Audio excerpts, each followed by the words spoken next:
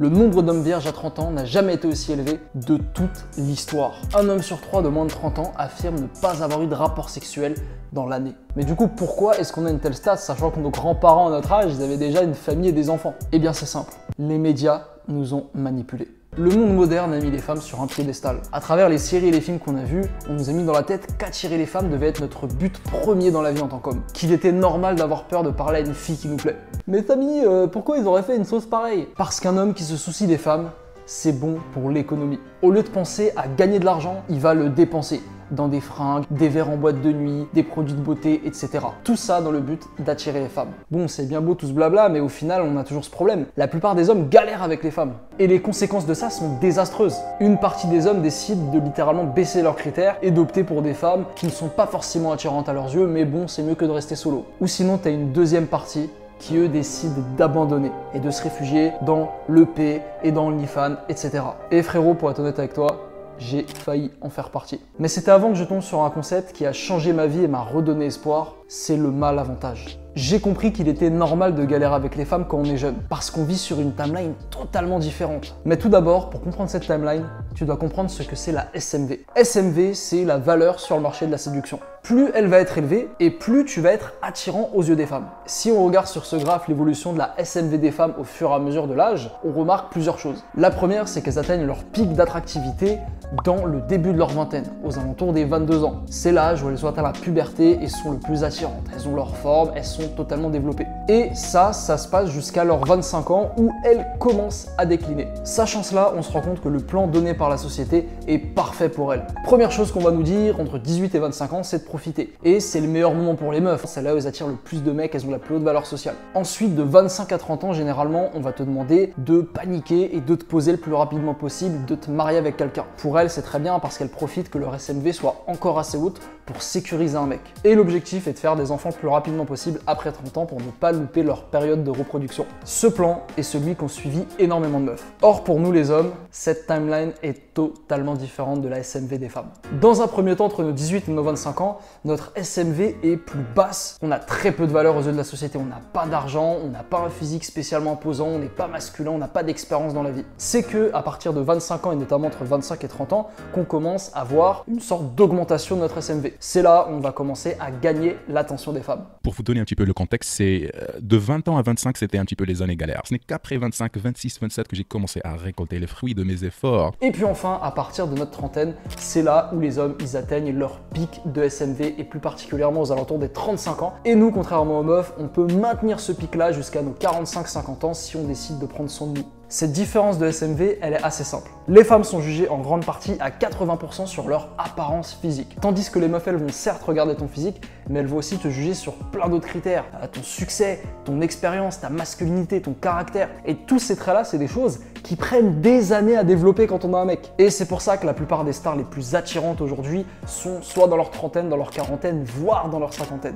Mais attends Samy, du coup tu m'expliques pourquoi la majorité des mecs de mon entourage au plus de 30 ans, ils sont pas du tout attirants? Eh bien c'est simple, ils ont suivi le mauvais plan. Tu te rappelles de ce que je t'ai dit, le plan de la société. De 18 à 25 ans, on va te dire profite, chasse les femmes, ne pense pas au lendemain, de toute façon t'as du temps devant toi, sors en boîte, claque ton argent en vacances, on s'en fout du reste, c'est le moment de t'amuser. De 25 à 30 ans, on va te dire attends, super, maintenant t'as bien profité, maintenant c'est le moment de paniquer et de te mettre avec la première meuf le plus rapidement possible et de te marier. Et puis ensuite, à partir de 30 ans, le truc classique, fonde une famille, fais des enfants, achète une voiture, un appartement, et puis maintenant tu es libre de travailler sur tes projets, ton physique et ce qui te tient à cœur. Ouais, mais du coup on se fait couiller dans l'histoire. Parce que la période où en fait on avait littéralement le plus de temps, d'énergie, de motivation et de testostérone, on l'a consacré à chasser les femmes. Alors qu'on aurait pu le mettre dans notre succès, ce qui fait que la plupart des mecs ont une situation financière vraiment pas ouf après leurs 30 ans. En plus de ça, ils ont négligé leur physique durant cette période parce que attends, va vivre le lifestyle de boîte de nuit en allant à la salle en parallèle, c'est quasiment impossible. Les mecs ils boivent, ils mangent des kebabs, ils font n'importe quoi, ils font pas de sport. Ce sont tous ces facteurs là qui font que la plupart des mecs ils arrivent à 30 ans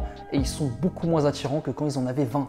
On ne peut pas suivre le même plan que les femmes. Tu dois suivre le plan de l'homme de haute valeur. De 18 à 30 ans, tu vas te focus entièrement sur ton physique et ton succès. Ton objectif, ça va être d'augmenter ton revenu, d'augmenter tes compétences en termes d'argent en améliorant ton physique d'année en année. Entre 30 et 35 ans, ça va être le moment réellement, maintenant que tu as une situation financière plutôt stable, de mettre en place des moyens pour automatiser ton revenu, te libérer du temps. Tu vas aussi pouvoir t'acheter, commencer à t'acheter une voiture, un appart, pour ensuite arriver au fatidique âge de 35 ans qui sera ton prime, où là, littéralement, tu auras l'embarras du choix. Tu as un putain de physique, tu as une putain de situation financière, tu peux profiter, tu peux date des meufs, sortir en boîte, ou tu peux même faire une famille si tu as envie. Pourquoi ce plan, il marche, contrairement à celui d'avant? Le premier, c'est que tu profites de tes 18-30 ans, la période où tu as le plus de temps, d'énergie et d'envie pour travailler sur tes finances et ton physique. Donc ça peut être tes études, ça peut être ta carrière en termes de taf, ou ça peut être même un business sur lequel tu vas pouvoir consacrer 5 à 10 ans. L'avantage, c'est que de 30 à 35 ans, contrairement au mec qui doit acheter à crédit sa voiture, son appart,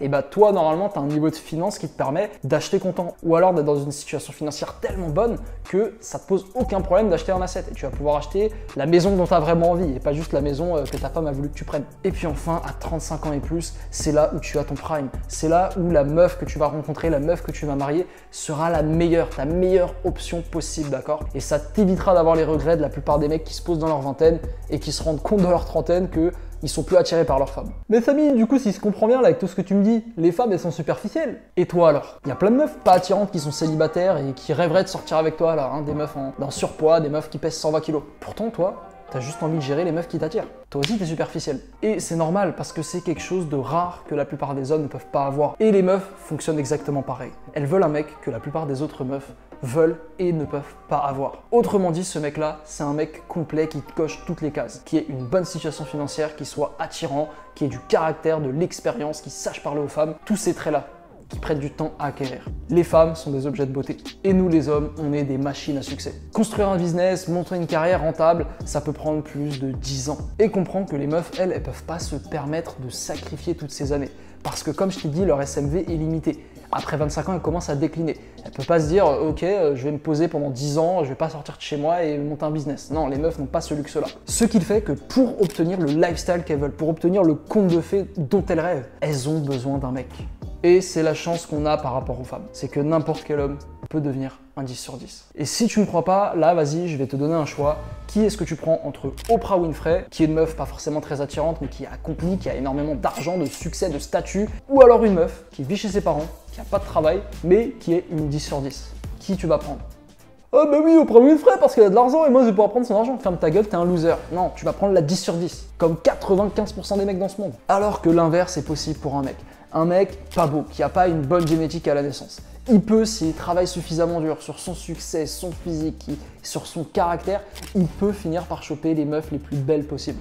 Pour résumer tout ce que je t'ai dit, t'as une vingtaine, tu peux pas choper les meufs que tu veux. Donc, c'est le moment de travailler sur toi. Et attention, quand je dis travailler sur toi, ça veut pas dire parler à zéro meuf, rester enfermé jusqu'à tes 30 ans. Non, c'est totalement con. Il faut simplement que tu t'améliores dans tous les domaines. Et comprendre la psychologie féminine, le game comme on l'appelle, c'est très important. La seule chose qu'il faut que tu fasses comme différence, c'est que tu vas pas te mettre en tête, vas-y, je vais aller en boîte, vas-y, je vais penser qu'aux meufs. Non, perds pas ton temps et ton argent à les chasser, d'accord? Parce que ta trentaine, si tu fais tout ce que je te dis là, si tu as suivi le plan de l'homme de haute valeur, ce seront elles qui te chasseront.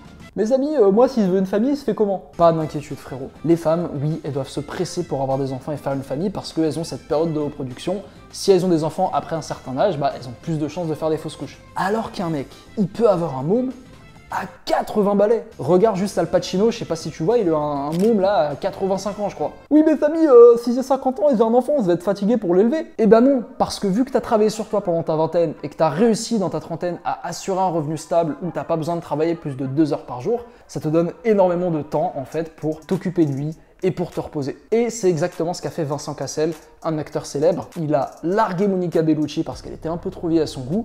Il s'est mis à plus de 50 ans avec une meuf de 18 ans. Il a fait un enfant et là, le mec vit sa meilleure vie. Alors attention, je te dis pas à 50 ans d'aller te mettre avec une meuf de 18 ans. Juste, il faut que tu sois un mec de plus de 30 ans et que tu aies une apparence qui soit bien supérieure à la moyenne des mecs de cet âge et que tu gagnes un minima 5 000 € par mois et de préférence en étant libre, ce qui te permet de voyager, ce qui te permet de gérer un peu tes horaires. Si tu t'habilles bien, t'es masculin et t'as un super cercle social, tout ce que tu as à faire, c'est à t'abonner à la salle dès aujourd'hui. Ça coûte pas très cher, c'est entre 30 et 40 €. Et si tu sais pas quoi faire, t'as ma formation corps divin où je te dis exactement étape par étape qu'est-ce qu'il faut que tu fasses pour atteindre ton physique de rêve. Et si tu es un crevard, si tu es un monsieur Scrooge, tu as même mon programme gratos en premier lien en description. Et pour ce qui est du succès, aujourd'hui, tu as Internet, les études, les formations en ligne. Tu as plein de possibilités. Vraiment, il n'y a plus aucune excuse pour ne pas faire de l'argent et ne pas être libre aujourd'hui. Ça va prendre du temps de construire ta personne. C'est pas comme dans un jeu vidéo où tu peux le finir au bout de 100 heures. Non, là, ça va te prendre des dizaines de milliers d'heures. Mais malgré tout, il faut que tu fasses confiance à ce processus.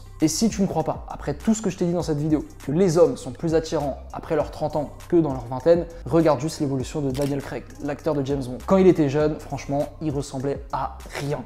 Il était éclaté au sol. Et chaque année, il est devenu plus attirant. Aujourd'hui, il a 50 ans carrément, il a été élu l'homme le plus sexy d'Hollywood. C'est une dinguerie. Frérot, pour terminer, si tu veux approfondir ce concept du mal-avantage dont je t'ai parlé, tu peux cliquer sur cette vidéo. Et sinon, n'oublie pas de t'abonner avant de te barrer, de liker, et puis tu peux me lâcher un petit commentaire, notamment si tu as plus de 30 ans, pour me dire un peu, est-ce que c'est vrai? On a besoin d'avis de mecs pour confirmer ce que je dis. Allez, ciao!